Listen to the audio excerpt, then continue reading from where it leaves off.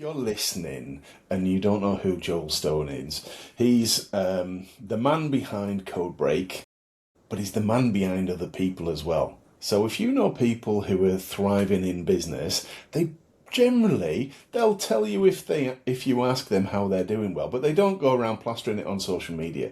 Joel's the guy that helps people become super successful.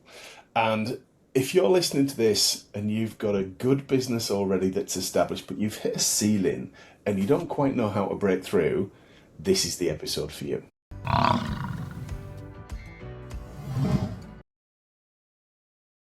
No pressure. No pressure, Joe. So rather than me do this badly, why don't you explain a little bit about your business and where you've come from? Before we get into what you do, just give us, because if we backtrack a little bit, you built a business that wasn't performing at the level that you wanted, and then what happened? Sure. Long story short, I started in business in the back of my mum's house 17 years ago now. Set up my own little design agency, picking up graphic design jobs, web design jobs for local businesses. At that same time, that was when Google ads started to really take off and Meta ads started to come out and be a thing.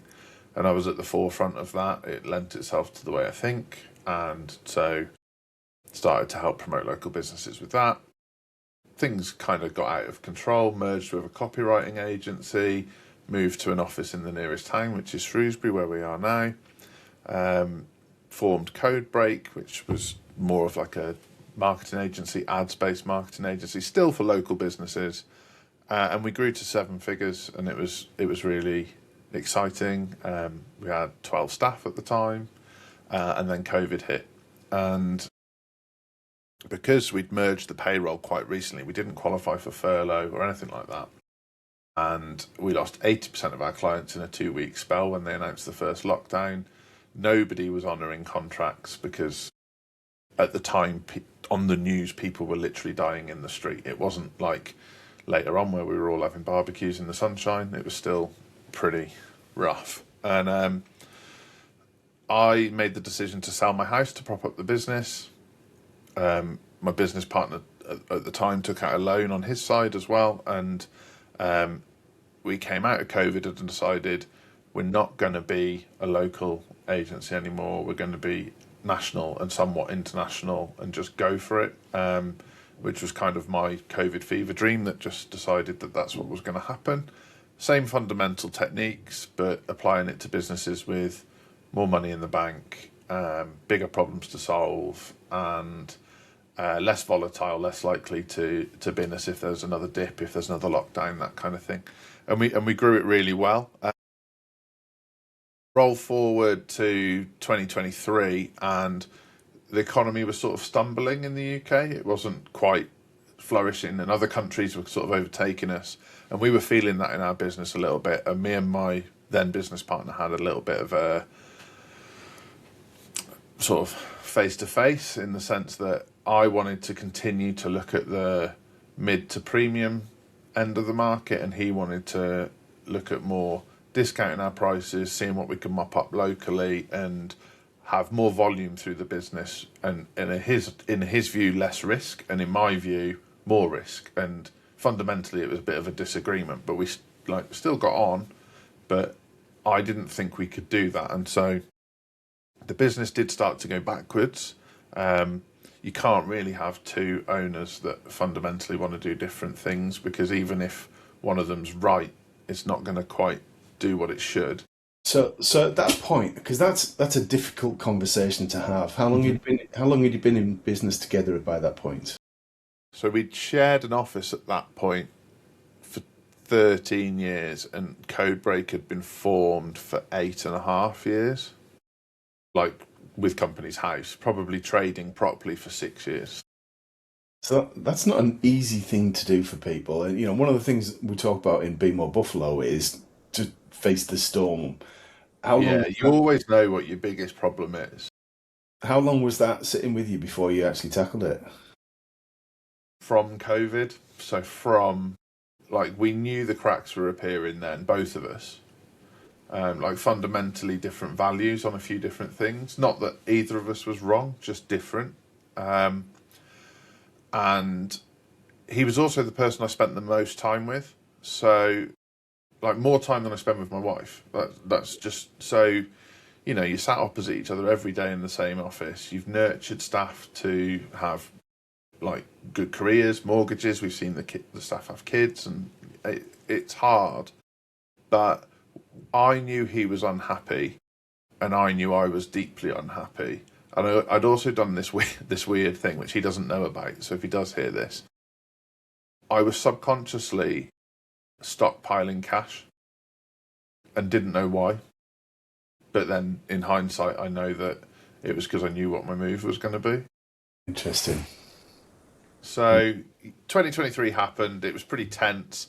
Didn't fall out at all, but neither of us were taking the money home that we wanted or needed to the point where I stopped taking money out of the business because I was worried, and I've always fundamentally felt like I have a responsibility to the staff and to suppliers. And then late April, early May of 2024, we had a conversation where I'd just said, I don't think you're happy. And he said, I'm not. And I said, so if you started again, would you do, you know, is this what you do? And he said, no. And I said, well, is this what you want to be doing now? And he said, no. And so I asked him what his walk away number was. And he wrote it down on a piece of paper. And then I wrote down what was owed to the company on the piece of paper, did the sum, passed it back, and we shook hands there and then. 4 weeks later, he was gone. Wow. And then what's happened since? So that was a pivotal moment in your business, wasn't it? Yeah. It was like, right, it's all on me now, which is something. But I like that. I like that feeling. For someone that's had his own struggles, I quite like that idea of taking it all on my own shoulders. That actually lasted 4 days. So 4 days, I had two mentors at the time. One who's like a marketing mentor based in the States, who I'd worked with for a long, long time, and another who's more of like a mindset mentor based in the UK. And within 4 days, they'd both made me an offer for 49% of the business. And I didn't see that coming. But I knew fundamentally the business was good. We had a good team, we had good processes. If you sort of physically manifested the inside of my mind, I think it's what our business looks like. Kind of nerdy, but solid. And the offers were quite good. And it really made me think, oh, I'm onto something here. But the offers came with caveats and whatnot. And so I said, well, you're really going to have to sort this out between yourselves, because I'm not interested in a bidding war. And I did think I was going to be doing this by myself. And then the one mentor invested in something else at the same time and decided it wasn't the right time for him. And the other became my business partner. So Neil Shoney, he lives in Florida. He's a Scottish guy, quite a big deal in the marketing and ads world. And he's now my business partner. And when I told the team, they thought it was a joke, because one of their idols was now their boss. So now they had two idols for bosses. No, I'm joking. So, and that's how it came about. And then we just doubled down on what I wanted to do, really, because Neil bought into my vision for what it was. And there was two caveats from my side to Neil coming on board. I said, everything we do has to have a sense of fun. And we have to take the team to Disney World for the 10-year anniversary. I was hoping you were going to mention that. So how did that go? Well, he looked at me and he said, so you haven't got any caveats about KPIs or numbers? Or no, it's got to be fun, and we're going to Disney World or I'm not doing it. And he's like, all right, deal. And in that first month, Neil brought on 6 big clients. And, you know, big lifetime value of a client at that time, probably 100 grand. And Neil had brought 6 in that first month. So you're thinking, right, there's 600 grand on the books now across the next 3 years that wasn't there before. The business has essentially doubled in in a month. And it carried on like that. We just doubled down. Describe us as previously being like the cobbler with a hole in his shoe or the plumber with the leaky tap. Like, we look after everyone else's business, but we're not looking after ours the same way. Like, do as I say, not as I do. And we started, like, the way I describe it now is we started to eat our own dog food. And it worked, and it's continued to work. And the business has gone from, I think in that year where we struggled in 2023, we did 360 grand with not much profit left at the end of the year. And now we're tracking to do more. Well, it'll be 2.5 this year, 2.5 million. Thank you. So the turnaround is wild. The problems I've encountered in that journey is mental, but it's what I wanted. Okay, so before we move on to what you do then for your clients, is it easier running a bigger business or a smaller business? I would say it's great fun up to about 200 grand. It might not feel like it to people listening to this who are there now, but you have a lot of autonomy. You have a lot less responsibility. There's a lot more margin in the business usually, so you can kind of take what you want and live quite nicely. That bit between the sort of £250,000 and £1 million is brutal. The faster you can get through that bit, the better, because it's where overheads really stack up. It's where you set the foundation of your business. It's where there's very little left for you in the pot. It's where you have to think about more things to do with HMRC and the government and restrictions and data protection and all these different things that you never dreamed about when you were working out at the back of your mum's house. And then it gets quite a lot, and you encounter things that you didn't think you were going to encounter, like people that don't pay their invoices and people that double cross you that you thought were your friends, and just all the things that every business owner since the dawn of time will tell you will happen, does happen. And sometimes you start to believe your own bullshit as well, and that's a problem, and you have to get over yourself, and life has a funny way of humbling you, like all these different things. And then the beauty of the other side of that, which is what I help people with, is you've got the foundation in place and you've learnt the lessons. And so you're scaling on the other side in a way that's not the same as the way you grew in the first place. So I'd argue a lot of businesses can get to that 750 grand, £1 million mark through hustle and hard work. You're not getting to £2 million that way. You'll end up in the ground. Yeah. It's leverage at that point, isn't it? We can't work harder. You've got to build the right infrastructure, the right team. Exactly, yeah, and network, obviously. I completely agree. Now, let's dive into a little bit about what you actually do for your clients. Sure. So, fundamentally, we're a marketing agency. I like to say we're an anti-agency because I'm very numbers driven. So, prior to setting up my own business, I was a graphic designer out of university, and then I went and qualified as an accountant. It's a strange mix, but it gives me real insight into the business fundamentals. So when people come to us, I'll say, okay, what outcome are we looking for here? And there's two types of business owner, roughly speaking. One that says, I'd just like some ads running. And one that says, I'm looking for a 20% uplift on revenue year on year for the next 3 years. And I can talk to the second one. I can't necessarily talk to the first one. I can help them and teach them through it.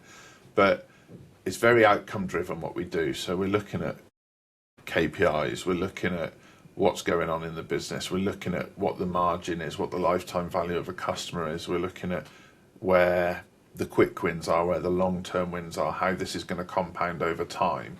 If you want an agency that's going to put you some pretty ads and a landing page up and then pass it back to you, that's not what we're about. So you've got some, I mean, over the last 3 years, you've 8x'd your business yourself. Yeah. Give some examples of some clients that you've worked with and the kind of success that they've experienced. So a client that we've had for longer than the 3-year period. So he came to us before we sort of had nailed down our client avatar as what we are now. There's a chap called Ben Knight. He runs a business called The Trade Tribe. He teaches people to invest in the stock market in just 5 minutes a day. I actually did his program first before letting him be a client, because I think it's an industry full of sharks and charlatans, and I wanted to make sure this was legit. And in my first trade, I did 47%, and in my first year of trading with him, I did 62%. So I was like, okay, you're allowed to be a client. Ben was doing between 2.5 and 3 grand a month when he came to Codebreak 3.5 years ago. Last month, Ben did 225 grand. Now, I can't take all the credit for that, but he has fundamentally stuck to the plan that we wrote on day one. It's webinars into sales, live events into webinars into sales, webinars into live events into sales, and then really, really look after people on the other side and make them feel part of a community. And so that's like a great success story. We have, I recorded a podcast in Austin with Ben just a couple of weeks ago to talk about that journey because it's so exciting for me. Another couple of really cool success stories. We work with a signage company in Chester called City Install, a chap called Ian Ward, and he works B2B, so he'll work with big retailers, brand installers, that kind of thing. So if Heineken are going to lay floor signage in Sainsbury's for a season, City Install are you guys.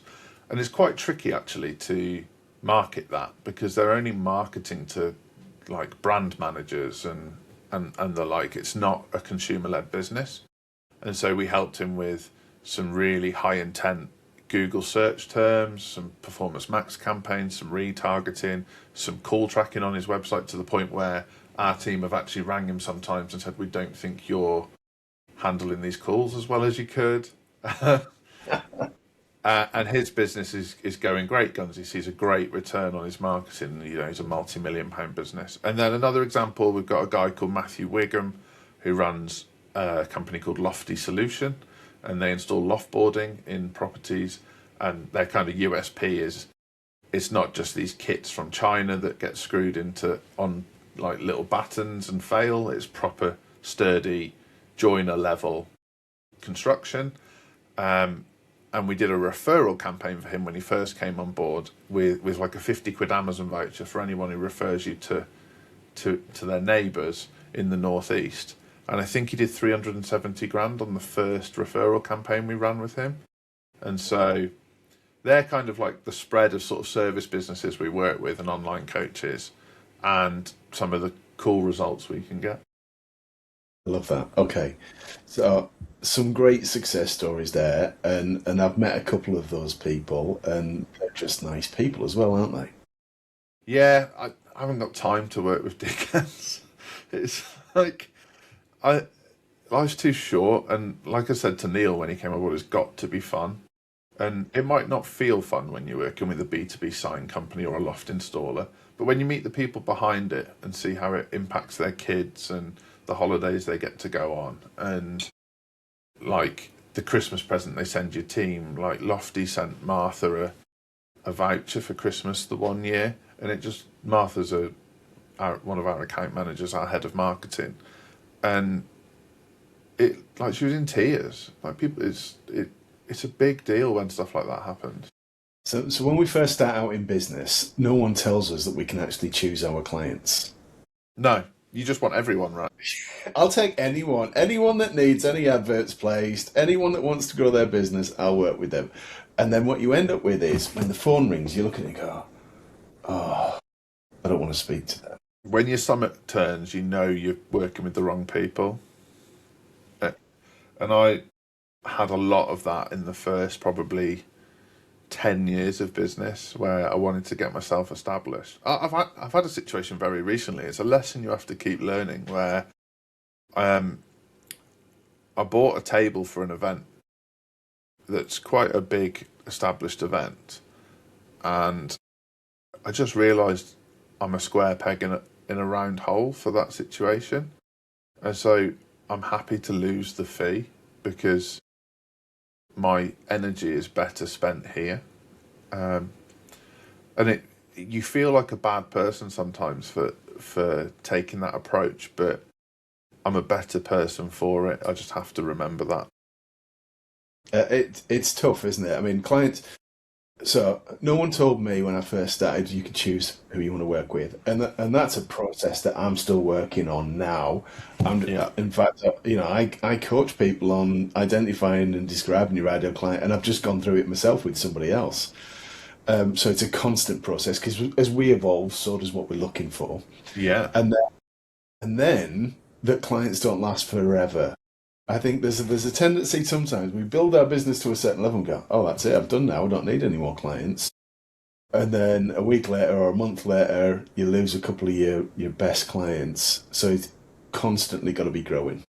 The best businesses in the world make the mistake of resting on their laurels, and we see them go. WH Smith is a prime example. Yeah. Blockbuster Video was miles ahead of everyone in the rental video market, and then got done by Love Film and then by Netflix. They forget that people are inherently fickle, that it's not personal, but if a better offering comes along or something that's new and different, you People might get get. paid to what they do rather than servicing the clients. Yeah, so you have to remember to remain outcome driven. And so Blockbuster Video, for example, not that I know the ins and outs of what was said in the boardroom, but in their mind, they were putting rental films in front of people and their customers were happy. But what they hadn't factored in is their customers didn't want to leave their house. And so Netflix, or Love Film to start with, and then Netflix solved a different problem that was actually a bigger problem for the consumer than having the film in the first place. There's a brilliant documentary, I think it's available on YouTube now. Netflix feeds the world. Yeah. And it's the story of the rise of Netflix, and that Blockbuster had the opportunity to buy Netflix and dismissed Laughed them. about the boardroom, yeah. I love that because it's a real David and Goliath story. And then now we look at Netflix and go, well, yeah, of course they're the most successful. Yeah. We just so you've got to stay true to your values, but like you say, outcome driven. Yeah, I think so. And I think a lot of business owners will flex on one of those two things. They'll either flex the outcome to try and win the work, or they'll flex their values to try and win the work and then wonder why they're unhappy. So as your business has evolved, how has your ideal client changed? So I think it's fair to say that when we were under 500,000 revenue ourselves and a growing feisty business, it's slightly unrealistic for me to walk into a £1 million, £2 million business and say, I can help you grow to the next level, because the proof is in the pudding kind of thing. And that's not necessarily true, but that's where my mind was, that I hadn't really got a portfolio of evidence to walk into that situation and say, this is what I can do. And so I kind of had to earn my keep initially. And you start off taking what you can get. Then our ICP, so our ideal client, was owner managed businesses looking to grow to £1 million, and we worked with those, and some of that was fantastic. Some of that came with massive headaches, because you find out in that bracket there are people who are really serious about growth, and there are people who just don't want a job, and you have to be really careful which it is you're working with, and very often you don't know until it's too late. Now we're very much 750k £1 million plus service business owners looking to scale, and usually they'll have hit a ceiling because the hustle and grind won't get them any further, or systems are starting to fail, or the margins aren't quite right, the lifetime value of a customer, the average first transaction value, all these different things. Or simply, they're trying to play a different game now and they don't know how to play it. And that's where I come in. And that's how I settled on the ideal customer, was they're going through what I've been through. And I also can talk through the logic of it and explain, well, of course you can't scale because your cash flow is terrible. And until you can sort this cash flow headache out, you've got a constraint that means you can't turn on your marketing. And they're like, well, what do you mean? And then we start looking at, well, look at how your pricing is structured, or look at how this is structured, or look at what the deposits you take are, or look at the failure rate and how many people quit before the end of contract. And I think it surprises people because they're not used to marketing agencies talking to them like that. I was just thinking to myself, generally somebody goes, yeah, we can run your ads for you, give us some creative, off we go. And then a few months later, someone's going, yeah, but I'm not seeing any results for this. And I guess that's what makes you stand out for your clients. Yeah, I mean, I did a training yesterday that was the compound effect of advertising. And it was just about, if you know how many cold leads you close a month and how many leads from your database you close a month, then all the maths is how many leads can we add to that database. And generally for businesses sort of between 500,000 and 2 million, the issue is that the first 3 months they're probably not making their investment back because it hasn't compounded. They haven't built their database enough, so they think it's not working, but they're not looking at the trend. And then by month 6 it's highly profitable. By month 12 it's bananas, and by month 24 you're in the trade tribe Ben Knight situation where you're Scrooge McDuck swimming in pools of cash. And it's but no one, like, much like the analogy I used yesterday on this training was, there's people who go to the gym and know they're not going to look how they want to look for 24 months, and there's people that go to the gym twice and quit. I'm in the 24 months not looking like I want to look category at the moment. Yeah, but it's a process. Yeah. Going to the gym 3 times a week for 24 months, regardless of diet, I guarantee you're going to be a healthier person at the end of that 24 months. But you might not feel like you got the result you wanted. Whereas the person that goes to the gym twice and is surprised they're not Arnold Schwarzenegger yet is kidding themselves. Yeah, and we come across a lot of those people, don't we, in business as well as in the gym. You just, in life. Yeah. Yeah, I'm a big football fan, and you get one bad result at the football and the whole crowd turns. And you're like, well, in my case, it's Sports Shrewsbury Town, so you get 100 bad results and one good one, and the crowd turns positive. But it's the same effect. So one of the things that you talk a lot about then is knowing your numbers. How can you help people with that, and what does it mean to know your numbers? So people are really lucky now compared to 5 years ago with this. So 5 years ago, when I used to stand at the front of a room and tell people they need to know their numbers, you'd see 3/4 of the room glaze over. You get the one slightly weird person that's quite aligned with me that gets excited, and 2 other people get their phones out. And it's because you're having to face reality with numbers. There's the reality of, I don't understand numbers as well as I should, which isn't a nice thing for anyone to feel. And there's also the scoreboard of your business that you've probably been living quite freely and enjoying the cash your business generates, but not actually thinking, is this profitable? Is this scalable? What do I want to do with this?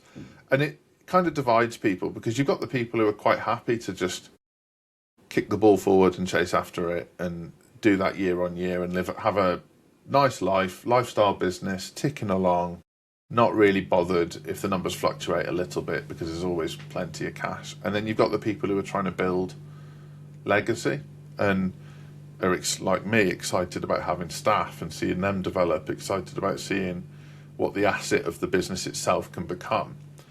And those people now can put their last 3 years of accounts into ChatGPT or Claude or Gemini and just say, what's my gross margin here? What's my net margin here?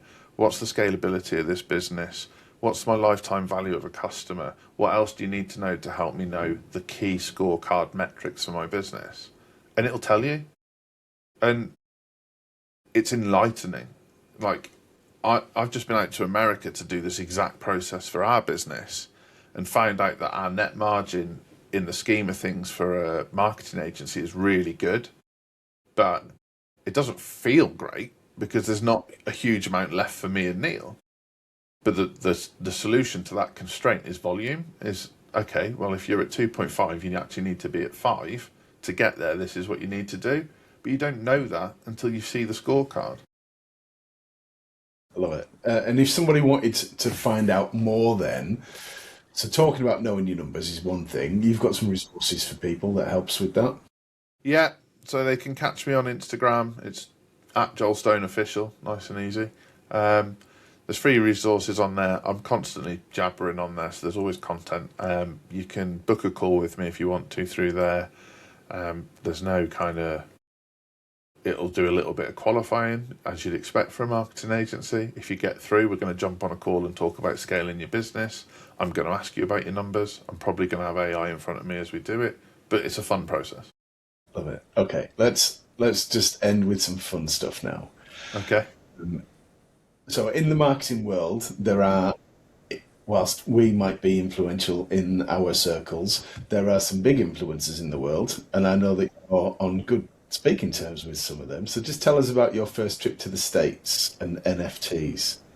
Okay, so during the COVID years, when I sold my house, bought an NFT, a non-fungible token, which is like a crypto token. Was this with a bunch of disposable that you just had sitting around? No. So I'd obviously just sold the house and ploughed that money into the business, and my last £3,000 was sat in the account. And you could pick up these tokens for £1,000, but they were way more popular than I thought they were going to be. And so I didn't get the cheaper ones. I had to buy a tier up. I'm just looking around me to see if I've actually got a copy, but I haven't. I walked into the kitchen at home and said to my wife, I've bought this NFT, and showed her a picture of a squiggly turkey. If you don't know what an NFT is, it's like a digital key or a digital ticket. Yeah, a lot of people just say you're spending a fortune on JPEGs, like it's that kind of thing. And this was like a digital token that the promise was, and it was launched by Gary Vaynerchuk, who in the marketing space is probably the biggest influencer in the world online. And he said, I'm going to hold 3 Web3 conferences in America on NFTs, crypto, marketing, and the future of the internet. And I'm going to bring the best influencers and the best people together. There'll be 10,000 people 3 years in a row. And if you've got this token, you can come. And in my head, going back to what I said earlier, I was about to take the business international, and this was my key to do it. Walk into the kitchen, I've just spent $3,000 on this squiggly turkey, and I think it's the closest I've ever been to divorce. It was and then I dropped so next May, I'm flying to Minneapolis on my own to go to a conference.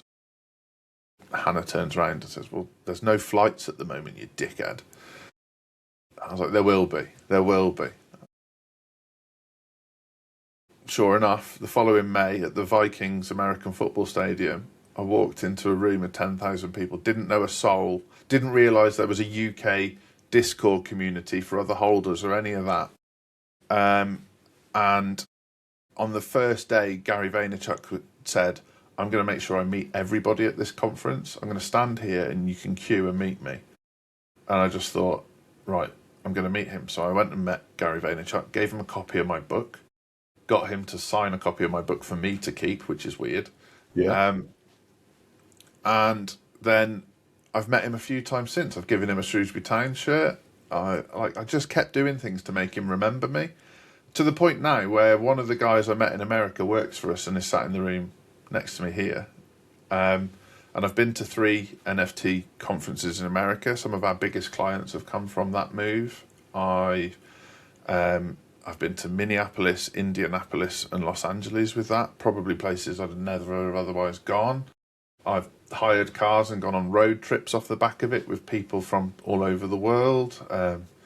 It's like absolutely changed my life and opened me up to, like, there's a picture of Muhammad Ali on my office wall here that was sent to me by Gary Vaynerchuk, and that blows my mind every time I look at it.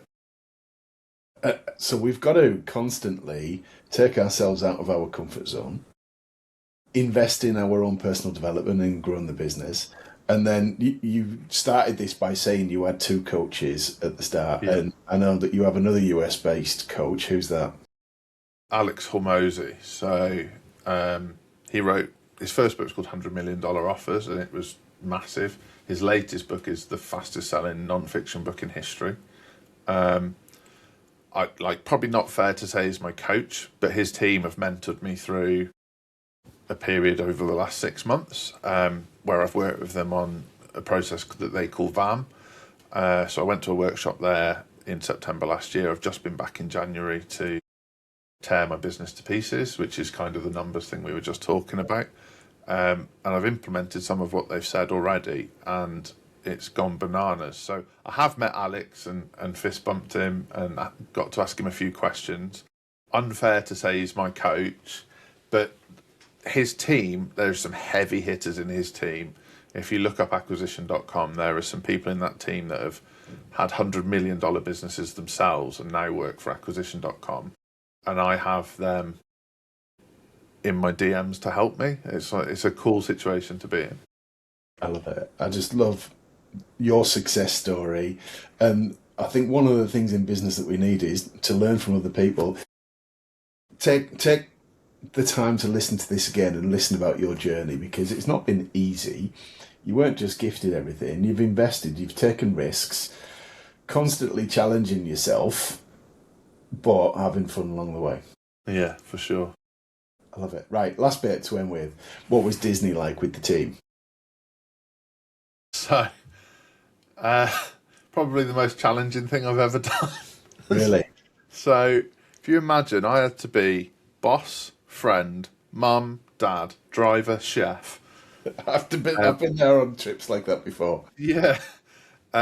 With a whole team of people in their 20s who I don't think any of them had been to Disney before. So, if you've never been to Disney World, it is like an assault on all of your senses. Yeah. Like in a pleasant way, but it's exhausting. And so you're jet lagged anyway. You're doing 14, 15-hour days on your feet. But it was the best. Like, I've got a photo here on my desk, actually. So I'll just share that. So this is some of the team. Oh, the beardy one here is Neil. So Neil lives there anyway.